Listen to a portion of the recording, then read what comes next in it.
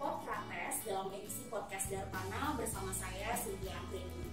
Senang sekali ya hari ini bisa kembali hadir di Podcast Darpana dalam edisi yang spesial tentunya karena kali ini kita berada di episode yang agak berbeda dengan sebelumnya, yaitu Sapa Alumni yang kedua bersama Kak Imade Bagus Cahya Wibawa SM atau akrab disapa Kak Degus. Kita sapa dulu deh ya Sobat Hipokrates. Halo Kak Degus. Gimana kabarnya hari ini Kak? Semoga selalu dalam keadaan sehat ya tentunya walaupun kita berada di tengah pandemi global COVID-19 ini. Kalau dari kalau dari kesibukannya sekarang apa nih? Kalau kesibukan sekarang aku masih koas di Sabah. Untuk kesibukan lain sebenarnya nggak ada karena sekarang lebih banyak fokus ke koas aja. Berarti lebih ke fokus ke perkuliahan gitu ya? Boleh rumah sakit, ujian, gitu ya. Iya, semoga nanti lancar ya koasnya. Oke, nah Sobat Hipokrates, Kak Degus ini dari PSSKPD 2016. Nah untuk kamu Sobat Hipokrates yang mungkin masih asing ya, PSSKPD apaan sih gitu. Jadi kita di FK, kalau sebelumnya di episode sebelumnya kita udah bahas prodi-prodi di FK Udayana. Nah salah satunya ada PSSKPD, benar ya Kak? Jadi program studi sarjana kedokteran dan profesi dokter.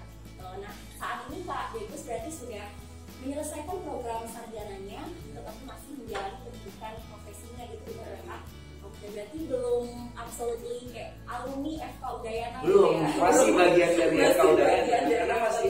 masih gini kan, masih pendidikan juga, jadi masih belum dibilang alumni juga Belum gitu ya? dapat kartu alumni tapi setelah jadi alumni masuk lagi. Oke, jadi ya masih masuk lah ya, masih relate dengan Sapa Alumni ini. Jadi alumni dari program sarjananya ya gitu ya, sekarang masih menjalani pendidikan profesi sebagai dokter pembicara. Semangat ya Kak ke depannya. Nah Sobat Hipokrates, nah tentunya hari ini agak berbeda seperti yang saya katakan tadi. Kalau sebelumnya kita udah bahas banyak nih tentang FK Udayana, tentang organisasi kemahasiswaannya, tentang beasiswa dan lain sebagainya. Kali ini kita akan korek-korek lebih dalam gimana sih perjalanan seorang Kak Degus selama menjalani perkuliahan di FK Udayana. Itu tentunya Kak Degus sudah siap ya hari ini untuk berbagi informasi dengan kita, khususnya Sobat Hipokrates yang sedang menyaksikan podcast kita hari ini. Nah kita mulai ya Kak Degus. Nah mungkin pertanyaan pertama ini saya agak klise gitu, kenapa kalau kita bertanya kenapa sih seseorang bisa masuk fakultas kedokteran, mengambil jurusan kedokteran, ya tentu ingin menjadi dokter gitu ya, jadi agak klise. Cuman aslinya kayak yakin Kak Degus punya alasan tersendiri gitu ya, kenapa sih akhirnya melanjutkan pendidikan, memilih fakultas kedokteran di jurusan kedokteran. Gimana kalau apa yang membuat Kak Degus memilih jurusan itu? Sebenarnya ceritanya agak panjang ya, karena kalau misalnya dibilang cita-cita jadi dokter tuh kan kayaknya bisa dibilang cita-cita sejuta umat gitu. Semua orang pasti pernah aja punya cita-cita jadi dokter. Tapi kalau misalnya aku sendiri, sebenarnya SMP, awal-awal SMA itu pengen jadi dokter. Tapi begitu udah masuk kelas 2, kelas 3 itu kayak kayaknya aku gak pengen jadi dokter ya sebenarnya. Aku kayaknya lebih tertarik ke bidang-bidang PS. Soalnya dulu sukanya lomba debat kayak gitu kan. Tapi kebetulan waktu aku lulus SMA dulu itu umurku masih 15 jalan 16. Terus orang tua tuh nggak kasih izin untuk kuliah di luar.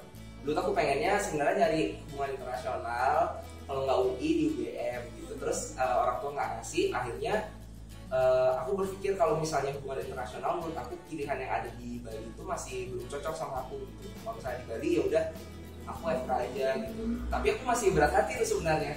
Walaupun itu sebenarnya pernah jadi cita-cita waktu kecil, tapi kayak waktu mau milih SNMPTN kan kayak ragu gitu kan. Apa ya bener nggak ya FK gitu. Terus akhirnya ngalah milih SNMPTN di FK. Terus karena diterima kan otomatis nggak bisa ikut SBMPTN juga. Terus aku nyoba nih sebenarnya ikut SIMAK UI karena aku masih denial, masih kayak kok kayaknya aku masih penasaran gitu kan. Akhirnya aku ikut SIMAK UI, tapi kan itu aku masih kayak keadaannya aku udah punya backupnya FK UNED gitu kan. Jadi kayak aku nggak terlalu banyak belajar, dan ternyata waktu SIMAK UI itu nggak terima, jadinya akhirnya menerima nasib untuk kuliah di FK, tapi setelah dijalanin, setelah aku ngejalanin kuliah di FK setahun 2 tahun, udah mulai betah, udah mulai kerasan, dan udah mulai ngerti juga sama ilmunya kayak gimana. Karena jujur awalnya waktu SMA itu aku pernah bahkan nilai biologi itu 45, ulangan umum, ulangan UAS itu paling kecil di kelas, aku ingat banget. Dan setelah itu aku benci banget sama biologi. Tapi begitu masuk FK, ternyata yang aku benci itu justru jadi blok yang paling gampang menurut aku, blok sel itu. Pokoknya waktu dulu tuh aku nggak suka banget tentang biologi, tapi ternyata waktu aku masuk FK, blok sel justru yang paling gampang. Ya aku ngerti juga sih gitu, tapi intinya seiring dengan berjalannya waktu aku mulai belajar untuk nyaman di FK. Oke, jadi setelah dijalani jadi nyaman gitu ya. Nah, hati-hati nih sobat Hipokates yang mungkin benci dengan sesuatu ya, siapa tahu nanti itu menjadi fokus utamanya ya sekarang, nanti jadi benci biologi jadi masuk kedokteran. Iya kayak aku. Iya, jadi nggak sepenuhnya yang benci itu maksudnya nggak akan menjadi bagian dari diri kita gitu. Nah, kemudian berbicara tentang kehidupan perkuliahan gitu kan, itu bukan hanya akademis gitu ya, jadi juga perjalanan perkuliahan diwarnai dengan kehidupan non akademis juga, organisasi kemahasiswaan. Kemudian kalau kita di FK nyebutnya BSO ya, di badan semi otonom. Kalau sobat Hipokates belum tahu itu, kalau sederhananya mungkin ekstrakurikuler gitu ya, akademis ya. Kalau Kak Dewi sendiri, apakah fokusnya emang ke akademis gitu aja selama menjalani perkuliahan di program sarjana yang udah Kak Dewi sekarang ini, atau justru mengimbangi gitu? Kalau misalnya aku dari awal tuh memang udah komitmen ya, maksudnya kayak aku nggak bakal berkutat di belajar gitu aja, karena kembali lagi backgroundku itu sebenarnya nggak 100% niat untuk masuk di FK gitu kan. Jadi kayak kadang-kadang ada pelariannya. Jadi kayak waktu aku maba, aku ikutan BEM juga, aku BSO-nya KMPA. Memang banyak peminatnya ya sepertinya. Nanti kita tahu untuk sobat Hipokates yang ingin melanjutkan pendidikannya ke FK untuk mencari tahu KMPA yang mana sih sebenarnya gitu. Ya lanjut Kak, gimana lagi? Terus kalau misalnya ketika aku kuliah itu akhirnya aku kan nggak cuma ikutan BSO sama ikutan LMK aja, aku ikut lomba juga. Jadi beberapa kali waktu kuliah juga sempat ikut di Lomba Kusudayana, sempat ikut turun di Denpasar, sempat ikut di Kusbani. Baru terakhir yang waktu transisi mau koas akhirnya ikutan di Kusudayana. Jadi nggak hanya fokus ke akademis aja ya, berimbang antara akademis dan non akademis tentunya. Nah, dibalik banyaknya aktivitas Kak Dewi selama menjalani perkuliahan khususnya di program sarjana ini, pernah nggak sih Kak, apalagi yang tadi itu kan seperti kita bahas awalnya benci biologi, tiba-tiba diharuskan untuk mempelajari ini, paham ini gitu, pernah nggak sih di satu titik Kak itu merasa bosan, terus kurang bersemangat lagi untuk menjalani ini, kayaknya nggak bisa deh gitu? Oh, pernah banget. Kayaknya all the time deh, kayaknya setiap mau ujian pasti kayak ada aja titik yang mempertanyakan kenapa aku harus kuliah FK gitu kan. Kayak soalnya FK itu kan ujiannya banyak banget ya, kayak tiap bulan kita ujian blok, terus ada ujian praktikum, ada student project kayak gitu kan. Terus belum ujian koas itu lebih banyak lagi kan. Ya kadang-kadang jenuh juga sih, tapi aku biasanya tuh pelarian biasanya. Kalau misalnya kadang-kadang aku lagi jenuh-jenuhnya banget, misalnya aku udah seharian belajar terus tiba-tiba aja aku cuci mobil, tiba-tiba aja aku bersih-bersih rumah, padahal gak ada yang nyuruh, tapi aku ya kayak gitu tiba-tiba aja nyuci mobil cuman demi aku nggak belajar aja. Tapi kayak aku berusaha nyari pelarian gitu kan untuk membebaskan diri dari beban-beban itu. Terus kadang-kadang juga karena aku hobinya nyanyi ya, aku buat cover di Instagram, makanya kayak teman-teman juga tahu banget kalau misalnya aku buat cover, entah antara aku udah selesai ujian atau aku mau ujian tapi aku stres, itu pasti aku buat cover biasanya. Nah, fansnya Kak Degus ini udah tahu ya kapan sih kira-kira waktu Kak Degus upload gitu ya. Bisa ditebak lagi dulu pokoknya. Bisa ditebak waktu kapan-kapannya. Tapi produktif banget ya Kak Degus, maksudnya pelariannya tuh ke arah yang positif gitu. Kalau kita misalkan lagi jenuh jalan-jalan gitu Kak Degus cuci mobil gitu. Cuci mobil, bersih-bersih rumah. Karena aku orangnya anak rumahan banget sebenarnya. Jadi kayak gak terlalu suka keluar. Jadi kan karena pengen biar kabur dari aktivitas, tapi males keluar, jadinya ya pelariannya gitu. Oke, baik.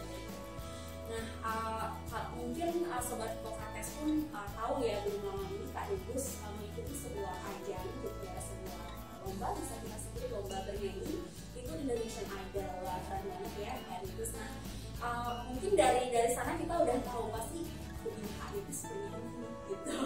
Jadi mungkin bisa disampaikan Kak, apakah itu memang hobi kakak ya satu-satunya yang memang kakak tekuni gitu dari kecil, atau ada hobi lain yang mungkin kita belum ketahui gitu, karena dari sana kita kayak menjudge gitu ya, bernyanyi ini hobinya gitu.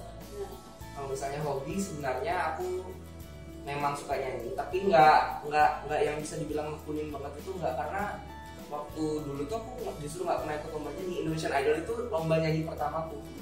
Aku ya cuman pernah ikut lomba nyanyi itu lomba 17-an, bener itu SD, itu kelas 4, lomba nyanyi Indonesia Raya. Dalam rangka 17-an, udah juara 1 di perumahan, udah gitu aja. Setelah itu nggak pernah ikut lomba nyanyi lagi. Indonesian Idol tuh satu-satunya lomba nyanyi yang aku ikutin. Tapi kalau misalnya ngomongin hobi lain, aku suka main bulu tangkis juga, terus aku suka jogging juga. Jadi dulu waktu zaman pre-klinik juga itu join mikat bulu tangkis sama join netranus. Sekarang masih ya nanti deh kita coba cek ya, jadi dari departemen sebelah agak kurang tahu nanti coba kita cek. Nah, ternyata Kak Degus juga punya hobi-hobi lain ya sobat Hipokrates, jadi nggak hanya bernyanyi gitu seperti yang kita pandang, mungkin kita pikir dari awal-awal gitu. Nah, tadi Kak Degus sempat mention kalau mengikuti Indonesian Idol ini saat memasuki koas gitu. Kenapa justru, maksudnya kalau kita pandang saya kayak di hektik-hektiknya gitu, masa koas, kenapa justru ngambil kesempatan ini gitu untuk Kak Degus?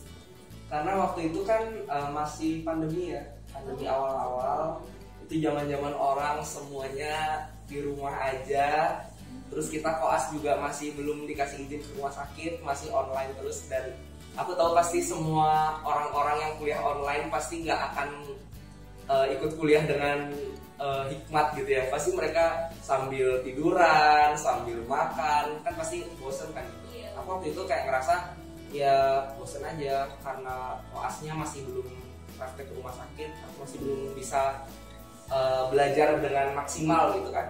Terus akhirnya aku lihatlah di Instagram Indonesian Idol buka audisi, terus kayak ngerasa sebenarnya dari dulu tuh aku pernah ada pikiran kayak pengen ikutan, tapi kayak malesnya itu kan kalau tahun-tahun sebelumnya Indonesian Idol tuh selalu desek-desekan.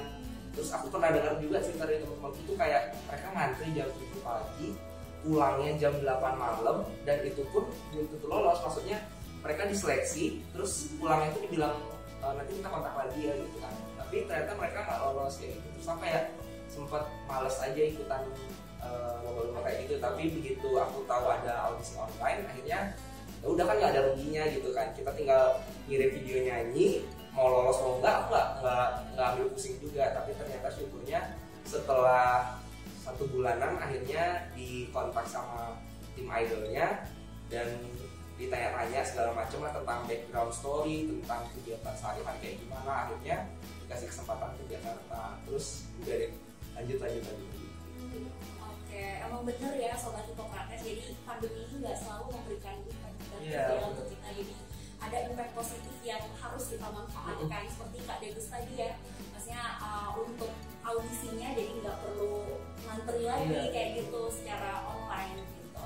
Nah, berbicara tentang hobi bernyanyi Kak, waktu milih jurusan kan Kakak hubungan internasional, terus kedokteran gitu ya, terus nggak ada terbesit gitu di benak Kak Degus kayaknya lebih nyanyi ke ini aja, ke musik aja gitu, mungkin sempat kepikiran gitu?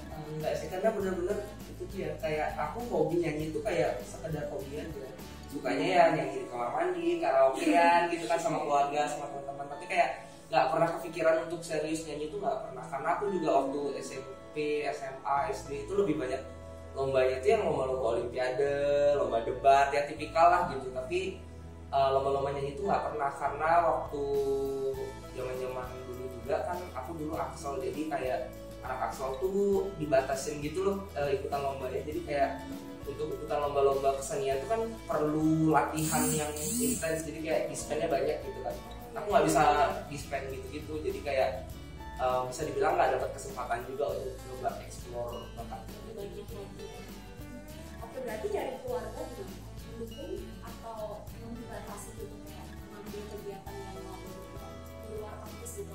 Kalau misalnya keluarga sih support aja, karena kayak orang tua juga ngeliat kan kalau misalnya kegiatan yang aku lakuin itu masih positif, masih dalam batas yang wajar juga, dan aku nggak ada aneh-aneh gitu. Jadi kalau misalnya keluarga sih sebenarnya biasa-biasa aja. Cuman yang waktu Indonesian Idol kemarin itu karena kan semua virtual ya, semua online, terus yang dapat telepon dari tim idol juga cuma telepon doang, nggak ada ketemu langsung, nggak ada tanda-tanda gimana. Jadi kayak waktu itu orang tua juga sempat kayak curigaan, kayak udah nggak sih ini Indonesian Idol.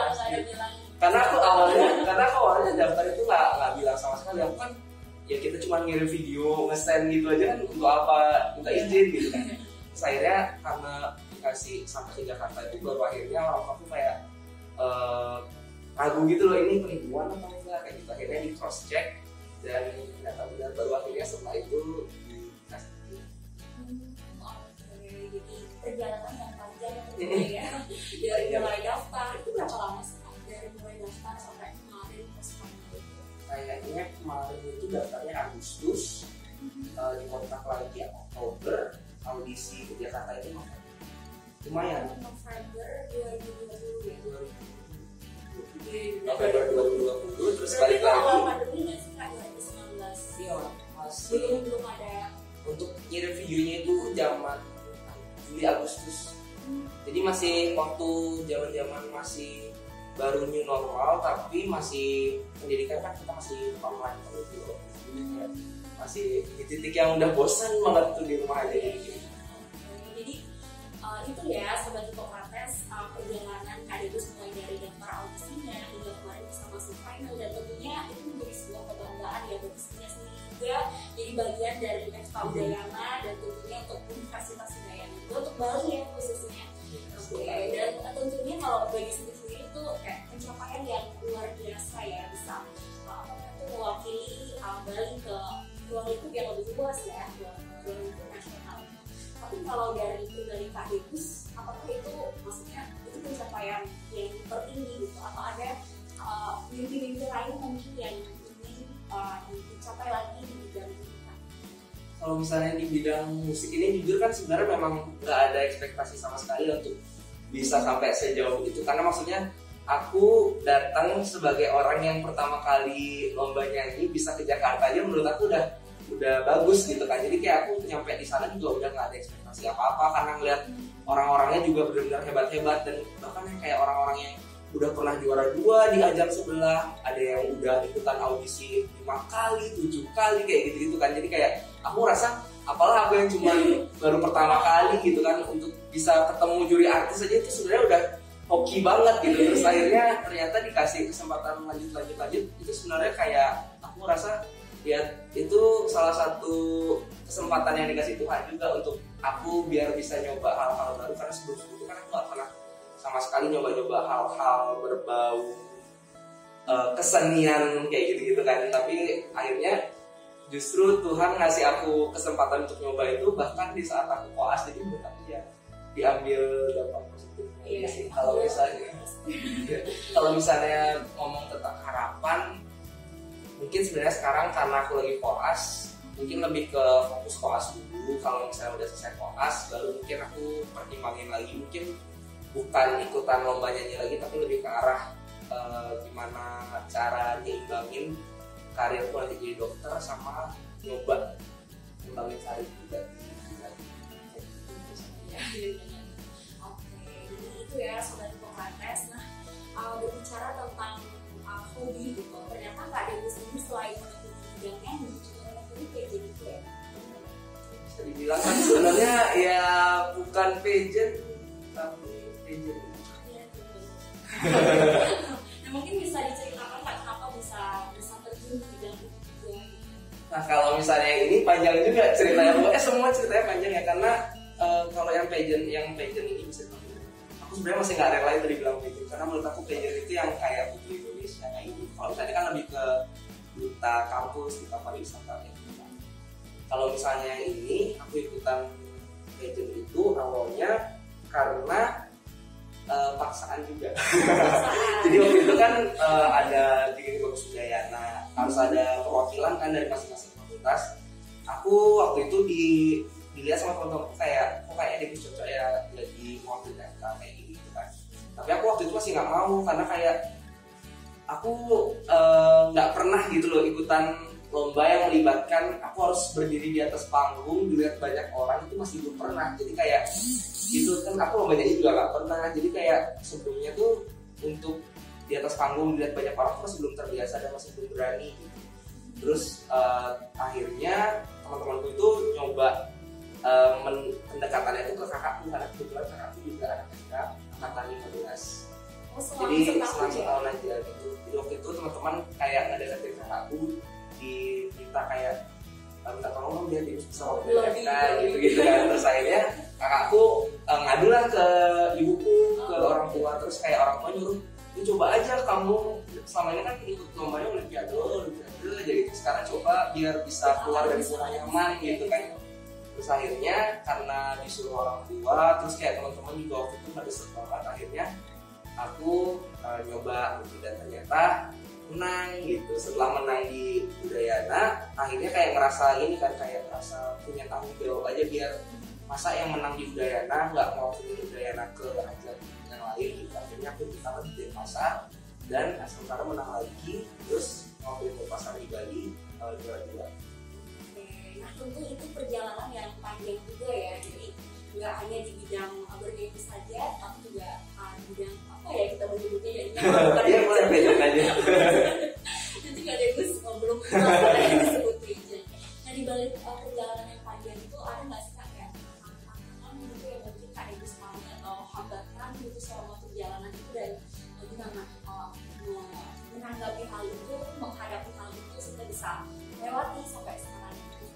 Kalau saya hambatan sebenarnya banyak ya. Dari zaman jadi guru Udayana itu kan aku semester 5, sedangkan biasanya ikutan di guru Udayana itu anak-anak semester 3. Jadi waktu itu kayak aku udah semester 5, tapi aku harus ikutan di guru Udayana. Jadi waktu itu aku ingat banget bloknya itu blok neuro. Neuro yang lagi susah-susahnya, belajar saraf dan lain sebagainya, tapi aku harus ikutan di guru Udayana juga. Tapi kayak waktu itu ya aku masih di titik yang nggak mau serius-serius banget sebenarnya ikutan lomba ini. Jadi kayak aku ya udah aku jalanin aja, coba ngasih yang terbaik, tapi aku tetap fokusnya ke kuliah karena aku rasa ya kuliah tetap prioritasku. Karena kan sekolah di FK, orang tua bayarin UKT mahal-mahal, masa kita nggak menghargai gitu kan. Jadi aku tetap belajar, prioritasku tetap di belajar, tapi aku juga ngerasa punya tanggung jawab karena teman-temanku di FK minta tolong aku untuk mewakili FK di Bagus Udayana. Nah sementara akhirnya semuanya bisa dimulai. Kalau misalnya di Denpasar, karena itu lebih sifatnya kayak aku mewakili diriku sendiri, aku lebih nggak terlalu banyak beban. Jadi aku bisa lepas aja waktu itu, dan sebenarnya dengan tampil lepas itu justru aku bisa aku bisa ngasih yang terbaik. Dan akhirnya nah begitu di Bali itu persiapannya tuh lebih ekstra karena benar-benar kalau masing-masing kabupaten itu gengsinya tinggi gitu kan. Jadi kayak persiapannya tuh intens banget. Aku latihan tiap hari sampai jam 1 pagi, jam 2 pagi kayak gitu. Sedangkan waktu itu juga aku udah semester 6, udah KKN. Aku waktu itu KKN jadi bener-bener saat KKN banget aku ikutan di Bagus Bali. Jadi aku waktu itu KKN bolak-balik dari posko KKN ke tempat latihan. Itu kayak sekitar 45 menit lah setiap hari, tapi jadi jarang posko. Tapi untungnya teman-temanku juga ngerti gitu kan, karena KKN juga sebenarnya yang penting kita ikutan program kerjanya aja, dan yang penting komunikasi itu sama dosen, sama kepala desa gitu kan. Kalau misalnya kita ikutan lomba, akhirnya aku bisa menjalin dua-duanya asli harus semua bisa jauh lebih baik. Sepertinya Kak Degus sangat memandang tanggung jawab itu maksudnya sesuatu yang maksudnya sangat penting gitu bagi pribadi Kak Degus. Soalnya dari tadi kayak dia tanggung jawab gitu. Nah kalau dari Kak Degus sendiri, tanggung jawab seorang mahasiswa seberapa penting sih? Maksudnya arti tanggung jawab untuk seorang mahasiswa bagi Kak Degus sendiri? Menurut aku tanggung jawab itu kunci dari semuanya, karena maksudnya ketika kita menjalani semua dengan tanggung jawab, kita pasti bisa looking back ketika kita melakukan sesuatu, kayak apa sih alasannya aku melakukan ini, apa sih alasanku kuliah di FK, apa sih alasanku lomba, apa sih alasanku ikutan ini, ikutan itu. Pasti semuanya punya tujuan kan. Pasti kita ngelakuin sesuatu tuh pertama kali ada tujuan. Kenapa aku pengen kuliah di FK? Karena aku jadi dokter. Kenapa aku ikutan lomba ini? Karena aku mau menguji kemampuan diriku dan aku mau menunjukkan kepribadian. Jadi ketika aku ingat sama tujuanku di awal, itu akan membuat aku jadi lebih bertanggung jawab sama pilihan yang aku buat. Karena aku memang dari awal tuh tipe orangnya kayak yang konsisten gitu. Kalau misalnya aku udah buat pilihan, aku bakal berusaha mempertahankan pilihan aku itu sampai selesai gitu. Oke, menarik ya sobat kreatif, sobat Hipokrates maksudnya, tentang tanggung jawab. Nah, kemudian tadi juga sempat dibahas terkait dengan konsistensi. Kalau bagaimana sih dari berawal dari sebuah hobi yang bernyanyi tadi, tentu memerlukan konsistensi gitu untuk melakukan sehingga bisa menghasilkan hasil yang baik, bisa kita katakan di akhir yang belum lama ini sempat kakak ikuti. Bagaimana dengan konsistensi dengan hubungannya dengan tanggung jawab? Untuk konsistensi itu ya harus waras juga sama tanggung jawab. Maksudnya ketika kita ngerasa bertanggung jawab, otomatis kita akan konsisten untuk bisa tetap meneruskan pilihan kita. Jadi dengan konsisten kita bisa, kalau misalnya apa-apa ya, bisa dibilang kalau misalnya ngerjain sesuatu nggak konsisten pasti hasilnya nggak baik. Kalau misalnya kita misalkan nih diet deh, ngomongin diet aja, kita diet nggak konsisten pasti berarti nggak bakal turun kan gitu. Jadi intinya konsisten itu kunci yang paling penting dalam ngejalanin sesuatu. Kalau misalnya kita bisa konsekuen, kita bisa tanggung jawab, dan kita bisa konsisten, pasti karena apapun tujuannya kita ingin capai pasti bisa tercapai. Jadi memiliki hubungan yang erat tentunya ya antara tanggung jawab dan konsistensi.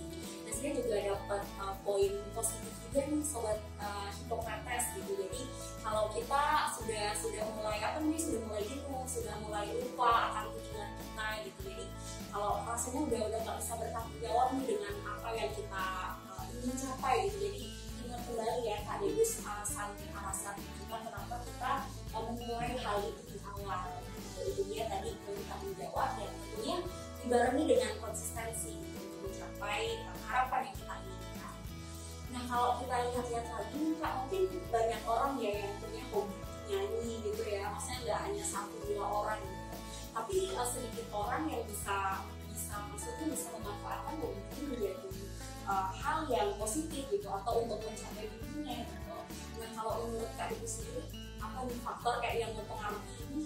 Maksudnya nggak bisa memanfaatkan hobinya itu, apa kira-kira faktor yang mempengaruhi kita?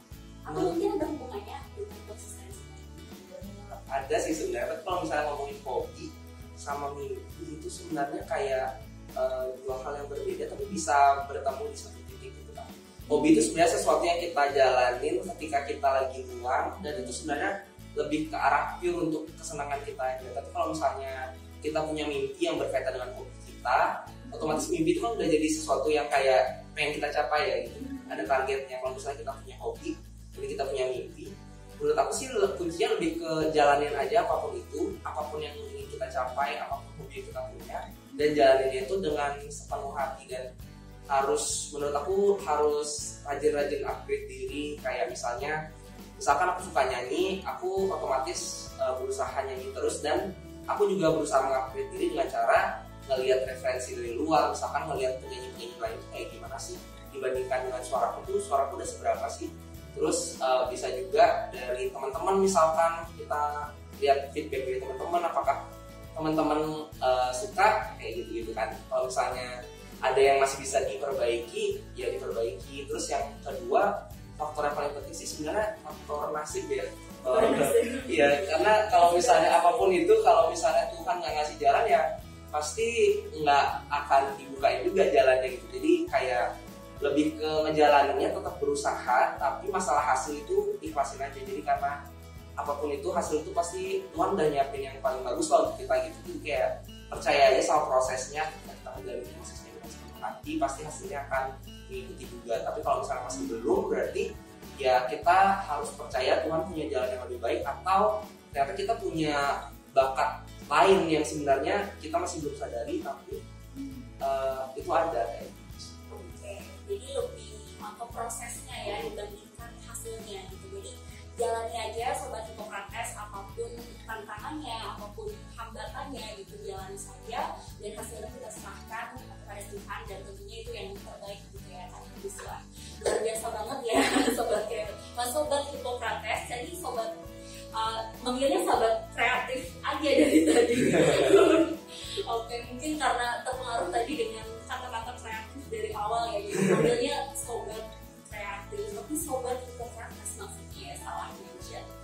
Nah mungkin itu juga bisa menjadi poin positif dan tentunya bisa menjadi tips kita hari ini gitu. Jadi lebih ke prosesnya, penting ke prosesnya daripada hasilnya gitu. Nah terakhir nih Kak Degus, mungkin Kak Degus ada tips gitu buat Sobat Hipokrates, baik itu yang saat ini sedang menjalani perkuliahannya di Udayana ataupun yang berencana untuk akan menjalani perkuliahan di Udayana. Bagaimana tips untuk tetap konsisten tadi, tetap tanggung jawab, tetap bertanggung jawab? Untuk tips sebenarnya kuncinya itu kuliah di FK itu sebenarnya pasti lulus kok gitu. Jadi kayak kalian nggak usah terlalu stres lah sama kuliah gitu. Kuliah tuh sebenarnya yang penting kita datang, kita dengerin, terus ada materi dari dosen kita baca, tinggal dijalanin gitu aja pasti lulus. Jadi nggak usah terlalu ambil pusing. Apapun itu yang kalian suka, jalanin aja. Misalkan kalian punya hobi selain belajar, hobi selain kegiatan di FK gitu, jalanin aja. Tapi jangan lupa sama tanggung jawab yang kita punya. Jangan lupa bahwa kita juga mahasiswa, kita punya kewajiban untuk belajar, dan kita juga mau jadi dokter kan. Kalau kita mau jadi dokter ya otomatis kita nanti turun ke masyarakat, kita harus sebisa mungkin menolong pasien. Jangan sampai kita jadi orang yang malah merugikan pasien. Kembali ke prinsip kedokteran kan do no harm ya gitu. Jadi intinya yang penting kita nggak merugikan pasien aja ke depannya, ya dengan cara apa? Dengan cara belajar, dengan cara tahu basic-basic apa yang harus kita pegang sebelum kita jadi dokter. Jadi nanti kita jadi dokter bertanggung jawab. Tapi kalau misalnya dibilang tips kuliah di FK kayak gimana, nggak ada, karena yang penting kalian datang, yang penting kalian mau belajar dan mau berusaha, pasti lulus. Menurut aku. Ya, ingat aja ya Sobat Hipokrates, pasti lulus. Asli kan. Oke, nah itu dia tadi Sobat Hipokrates, perbincangan kita terkait dengan, kita udah korek-korek banyak gimana sih perjalanan seorang Kak Degus menjalani perkuliahan hingga akhirnya sudah menyelesaikan ya program sarjananya di FK Udayana, dan semoga nanti kedepannya juga dilancarkan juga ya Kak untuk profesinya gitu ya. Jadi itu dia tadi perbincangan kita terkait dengan perjalanan Kak Degus di FK Udayana di Sapa Alumni yang kedua ini gitu. Nah terima kasih Kak Degus hari ini sudah berhadir di sini di tengah kesibukannya menjalani koas. Dan Sobat Kreatif, Sobat Hipokrates maksudnya, tetap stay tune terus di podcast Darpana. Dan sekian untuk episode kali ini. Bye bye.